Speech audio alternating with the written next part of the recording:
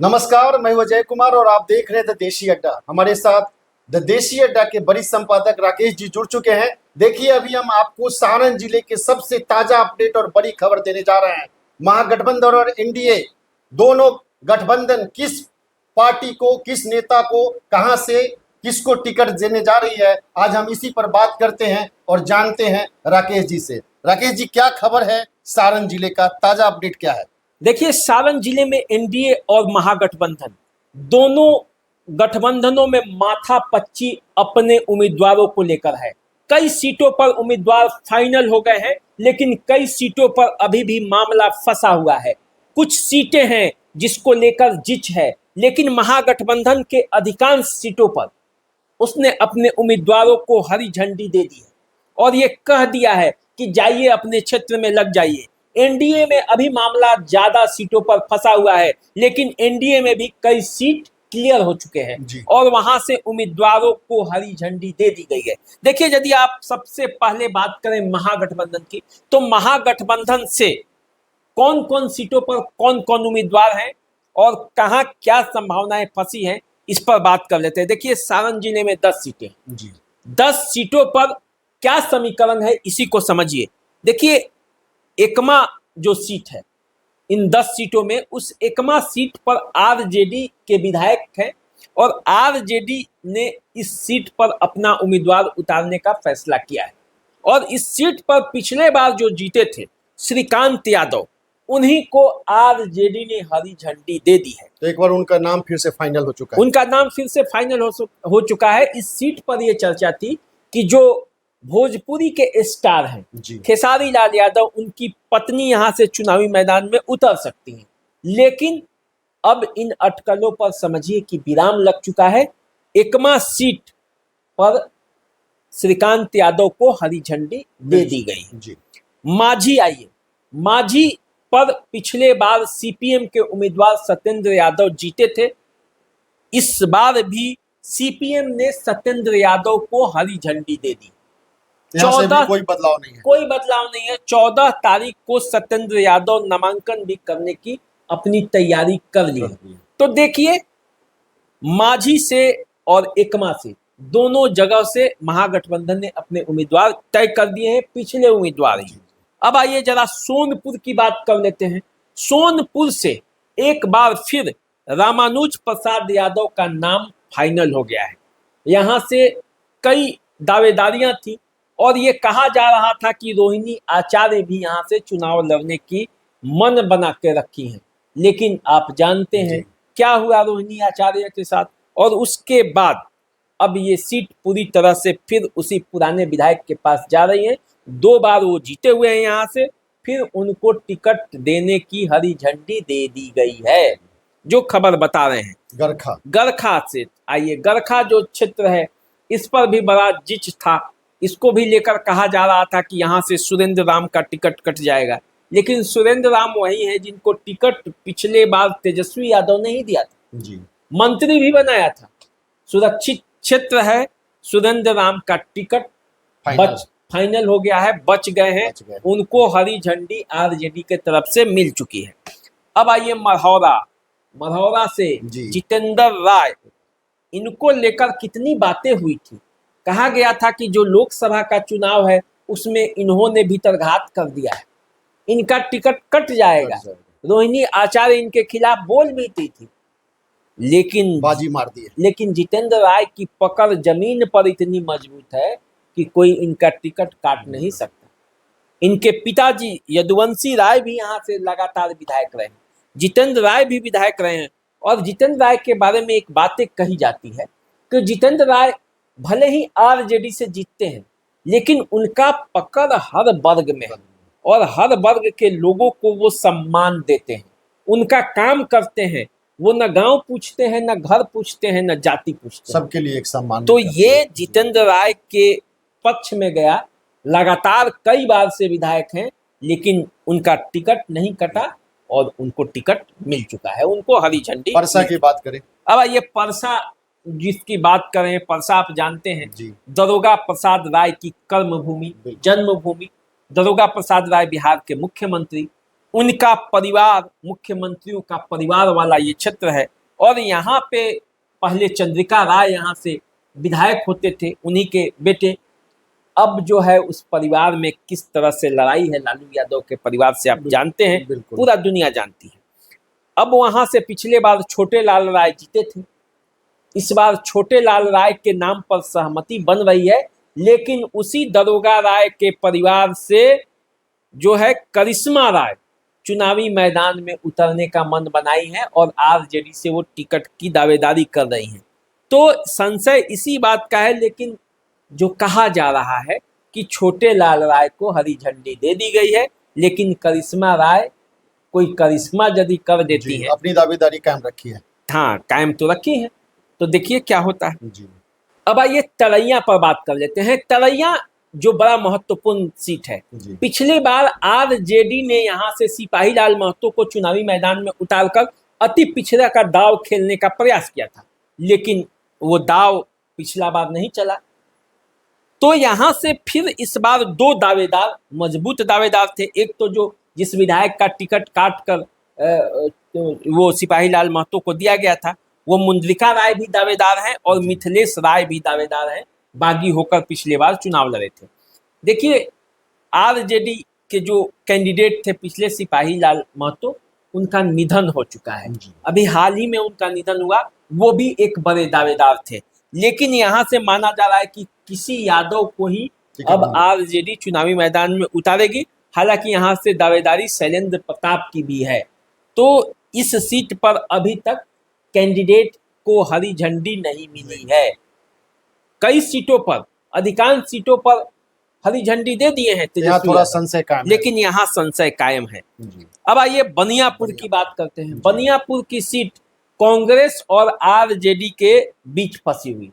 कांग्रेस भी इस सीट को चाहती है और आरजेडी भी चाहती है, तो सीट शेयरिंग का भी फॉर्मूला तय नहीं हुआ है।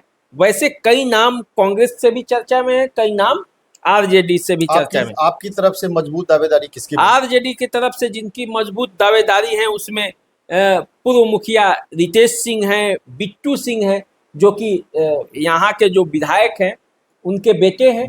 पूर्व विधायक, क्षमा कीजिएगा, यहाँ के जो पूर्व विधायक हैं, जो अशोक सिंह जिनकी हत्या हो गई थी, उनके बेटे बिट्टू सिंह की दावेदारी है।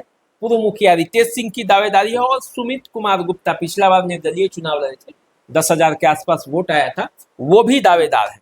अब कांग्रेस के यहाँ से मुन्ना ठाकुर की दावेदारी है। मुन्ना ठाकुर चर्चा में आ गए थे प्रभुनाथ सिंह के परिवार पर बोलकर, तो वो भी हैं दावेदार। तो देखिए, ये पूरा मामला आपको बनियापुर की है। अब देखिए छपरा जो कि कहा जाता है कि जिला का मुख्यालय, तो बीजेपी यहाँ से मजबूत रही है, लेकिन आरजेडी भी इस बार चुनावी मैदान में अपने नए प्रत्याशी को उतारना चाहती है।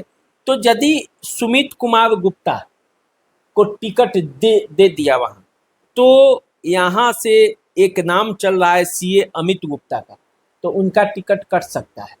लेकिन यदि वहाँ से सुमित कुमार गुप्ता को टिकट नहीं मिला तो यहाँ से उनको भी टिकट मिल सकता है। वैसे यादव प्रत्याशियों की भी दावेदारी यहाँ से है। कुछ राजपूत जाति के लोग भी प्रत्याशी हैं, राजपूत नेता जो आरजेडी से जुड़े हैं। तो देखिए क्या होता है। छपरा में अभी संशय है, क्योंकि छपरा बड़ा महत्वपूर्ण सीट है और आरजेडी यहाँ कमजोर है, तो सोच समझकर टिकट देगी। अब आइए अमनौर जहाँ से मंत्री हैं बीजेपी के विधायक, उनके खिलाफ प्रत्याशी उतारना है। तो लगातार कई बार से वहां सुनील राय आरजेडी के टिकट पर चुनाव लड़ते रहे, कम वोटों के अंतर से हार जाते हैं। तो इस बार भी सुनील राय पर दाव आजमाने जा रही है आरजेडी। तो ये पूरा मामला है। अब आइए जरा एनडीए के सीटों की भी बात कर लिया जाए। बिल्कुल। तो एनडीए में यदि आप देखेंगे तो एकमा में दो नामों पर है। एक तो चिराग पासवान कामेश्वर सिंह मुन्ना के लिए डटे हुए हैं, पूरे प्रमंडल में एक ही सीट मांग रहे हैं, वो एकमा। और धूमल सिंह का संबंध मुख्यमंत्री नीतीश कुमार से सीधे और कई बार के विधायक रहे हैं। तो धूमल सिंह का जनता दल यूनाइटेड से टिकट मिलना लगभग तय है। माना जा रहा है। उनका नाम भी लगभग जनता दल यूनाइटेड ने अपनी सूची में शामिल कर लिया है।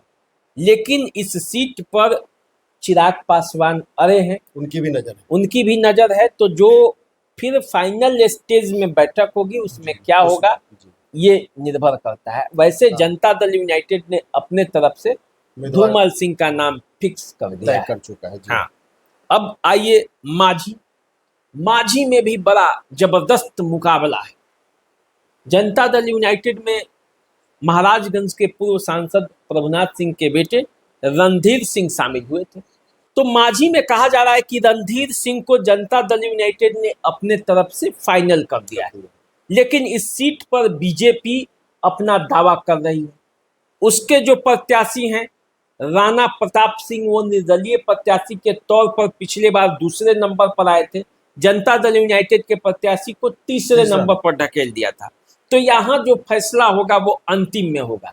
जदयू के तरफ से रणधीर सिंह फाइनल है, भाजपा के तरफ से राणा प्रताप सिंह फाइनल है।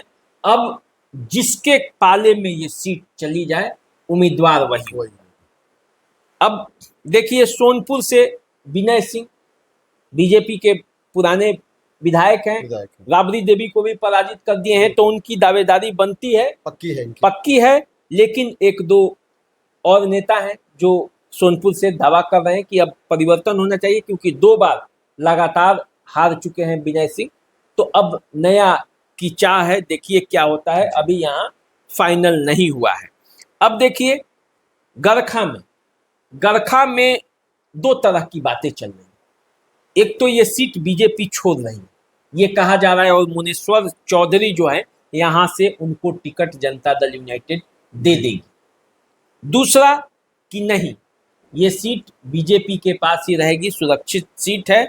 वहां से ज्ञानचंद माझी जो उनके कैंडिडेट हैं वो चुनावी मैदान में उतरेंगे।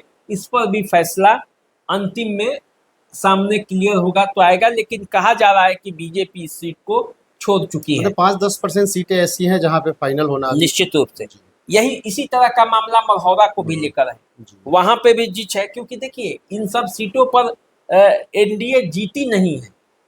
तो पिछला बार जब जीती नहीं थी जदयू, तो इसीलिए उन सीटों पर सस्पिशन बरकरार है, प्रत्याशी भी कई हो जा रहे हैं। तो अल्ताफ राजू होंगे या सचिदानंद राय के बेटे भी यहाँ से दावेदारी कर रहे हैं।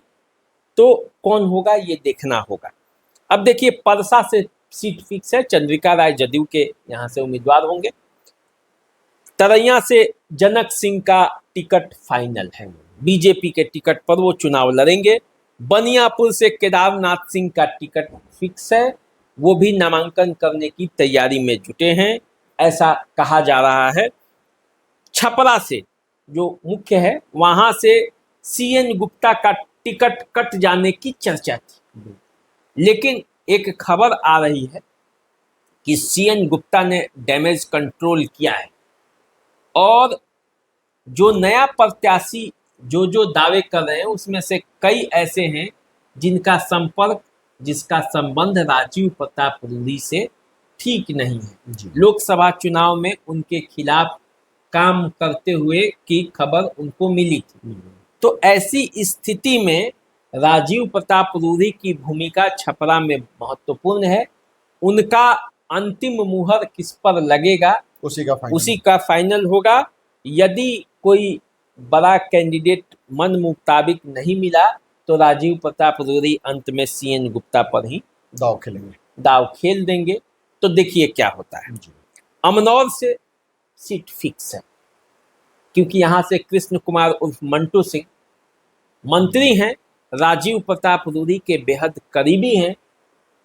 अमनौर में जो समीकरण बनता है उसमें वो फिट आ जाएंगे, और अभी बर्दाश्त प्राप्त है राजीव प्रताप रूडी का भी, और मंत्री भी हैं। तो कुर्मी जाति से आते हैं, कुर्मी चेतना रैली करवाया था। तो एक मजबूत नेता मिलाकर पूरा सपोर्ट उनको जाता है। तो यही है पूरा जो महागठबंधन और जो एनडीए का है। अभी फाइनल पूरी सभी सीटों का सभी जो रिजल्ट है वो सही हरी झंडी जो दे रहे हैं लोग, उसमें सभी सीटों पर नहीं हुआ है। यही सच्चाई है। वैसे कई लिस्ट वायरल हो रहे हैं, यहाँ से इनका फाइनल हो गया, यहाँ से इनका फिक्स हो गया, तो वो तो चलता रहेगा, आगे भी चलेगा। हम भी जो जानकारी आपको बता रहे हैं वो सूत्रों के आधार पर ही है और जानकारियां उपलब्ध जो हुई हैं उसी के आधार पर है। तो फाइनल कौन है ये तो पक्के तौर पर तब तक नहीं कह सकते हैं जब तक घोषणा नहीं हो जाए, क्योंकि मैं जानता हूं कि राजनीति परिस्थितियों का खेल होता है और उस खेल में कब कौन पास हो जाएगा, कब कौन फेल हो जाएगा, कह नहीं सकते। तो परिस्थितियां हर पल बदल रही है और बदल भी सकती है। सारण जिले के 10 विधानसभा का राकेश जी के द्वारा जो आकलन था एनडीए का और महागठबंधन का, किन सीटों पे कौन से उम्मीदवारों की दावेदारी पक्की मानी जा रही है, राकेश जी ने पूरा आकलन और विश्लेषण उसका अभी अभी किया है। तो इसी तरह का एक नई जिले को लेकर हम नई चर्चा के साथ उपस्थित होंगे और पूरी उसका जो है जांच पड़ताल करके, पूरा ऑपरेशन करके, कहां से कौन कैंडिडेट जीतेगा, कौन हार सकता है, किसका क्या वर्चस्व है, किसका क्या पकड़ है, इन सारी चीज़ों को लेकर एक बार फिर से हम उपस्थित होंगे आपके बीच। तब तक के लिए मुझे दीजिए इजाज़त। नमस्कार। नमस्कार।